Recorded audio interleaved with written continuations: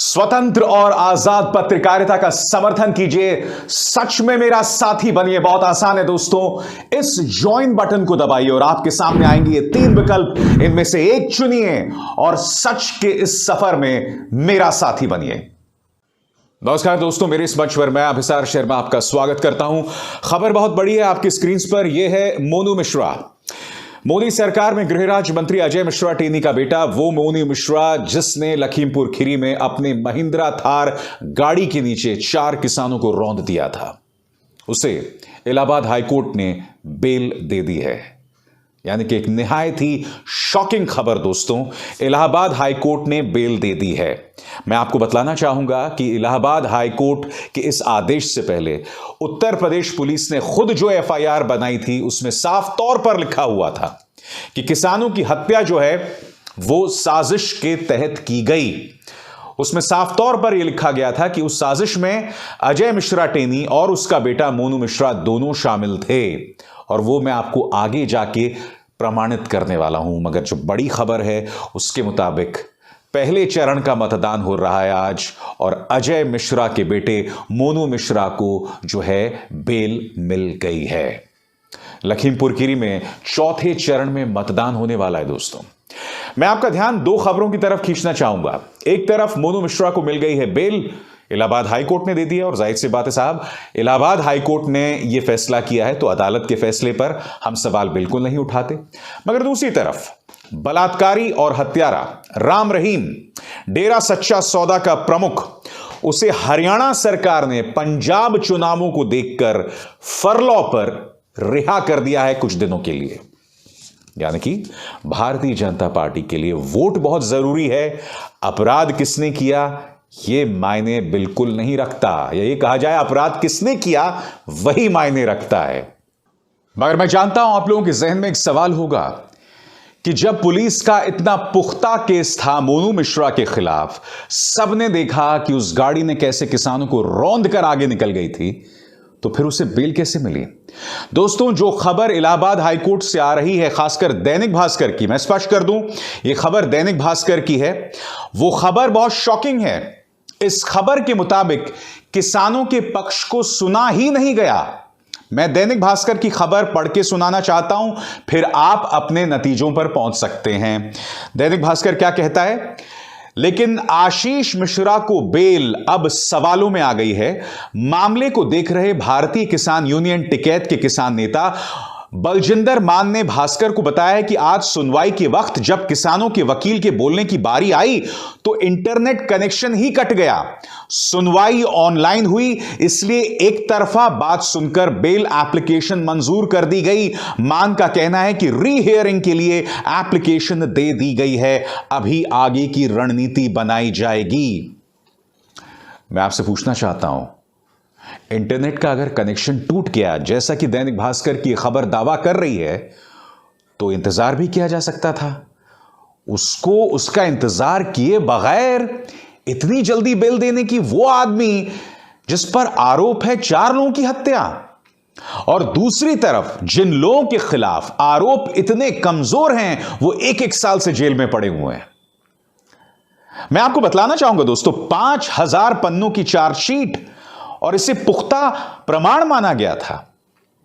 किसान नेता यह कह रहे थे कि कहीं ना कहीं इंतजार किया जा रहा था कि पश्चिमी उत्तर प्रदेश के चुनाव खत्म हो, और जैसे ये चुनाव खत्म हो, आगे के चुनावों में ब्राह्मण वोट साधने के लिए मोनू मिश्रा का इस्तेमाल किया जाए, क्योंकि मोनू मिश्रा अजय मिश्रा टेनी के बेटे हैं और उन्हें लगता है कि ब्राह्मण वोट इससे मिल सकता है। मगर मैं एक सवाल पूछना चाहता हूं। मुझे पूरी उम्मीद है कि मेरे जैसे ब्राह्मणों ने देखा होगा कि मोनू मिश्रा ने कथित तौर पर अपनी थार गाड़ी से किस तरह से 4 किसानों को रौंद दिया था। सबसे बड़ा प्रश्न आज जब यह बात हो गई है, कहीं यह भारतीय जनता पार्टी के लिए बाकी जो मतदान बचा हुआ है उसमें मुश्किल तो नहीं पैदा करेगा? क्योंकि आप ना भूलें, अभी दूसरे चरण का मतदान होना है। दूसरे चरण का मतदान होना है, और यह पश्चिमी उत्तर प्रदेश में होना है, जहां पर किसान बहुत मजबूत स्थिति में है। पूर्वांचल में किसान बहुत मजबूत स्थिति में है। क्या यह भारतीय जनता पार्टी के लिए उल्टा तो नहीं पड़ने वाला है? यह सवाल भी पूछा जाना बहुत जरूरी है। और दोस्तों, एक बहुत ही अजीब और गरीब इत्तेफाक मैं आपको बताना चाहता हूं। जब यह शर्मनाक इंटरव्यू कल रात को 8 बजे हुआ प्रधानमंत्री नरेंद्र मोदी का, शर्मनाक इसलिए क्योंकि आप जानते हैं कि यह चुनाव आयोग के दिशा निर्देशों की मेरे हिसाब से खुला उल्लंघन है। तो जब यह इंटरव्यू हुआ तब प्रधानमंत्री से इस बारे में सवाल भी पूछा गया था। प्रधानमंत्री ने कहा कि योगी सरकार जो है पूरी पारदर्शिता से काम कर रही है, सुप्रीम कोर्ट ने जो गाइडलाइंस दिए हैं हम उस हिसाब से काम कर रहे हैं। और आज ये हो जाता है। ये तमाम चीजें हजम नहीं हो रही हैं दोस्तों। अदालत है इसलिए, जिससे मैंने कहा ना, सवाल खड़े नहीं किए जा सकते।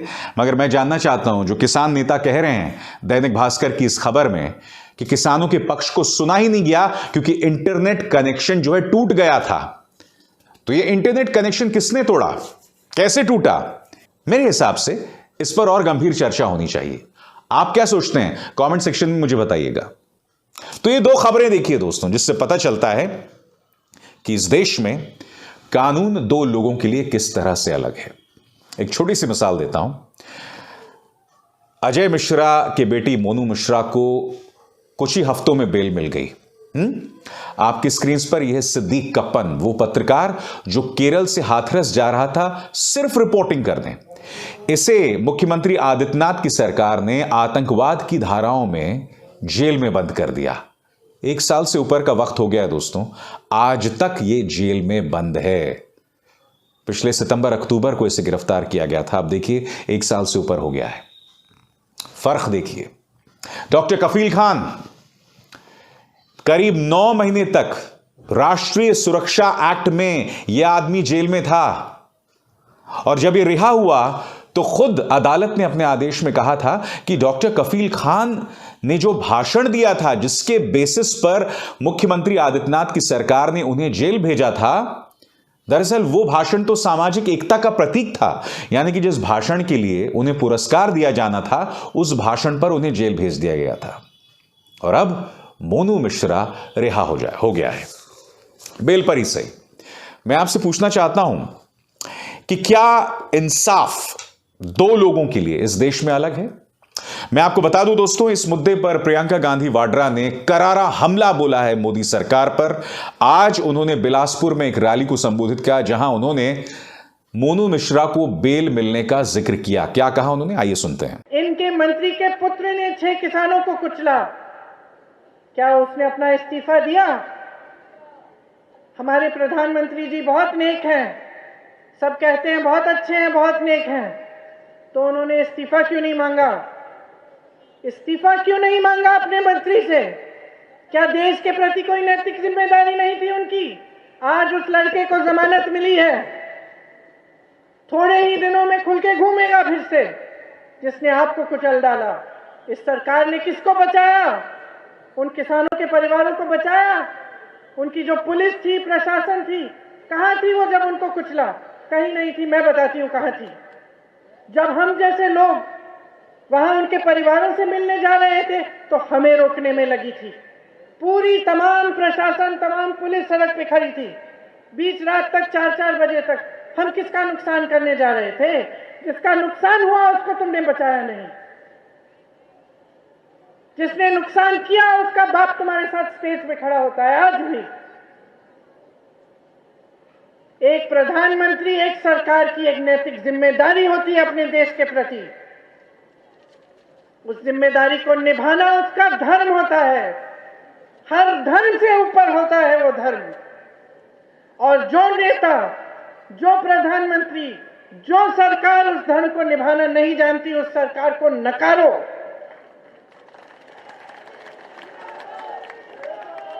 समझ लो कि आपके सामने क्या खेल खेला जा रहा है, समझ लो। मैंने कार्यक्रम की शुरुआत में मैंने आप बताया कि मैं प्रमाणित करूंगा कि अजय मिश्रा ने किस तरह से साजिश के तहत किसानों को भड़काया, और नतीजा आपके सामने था।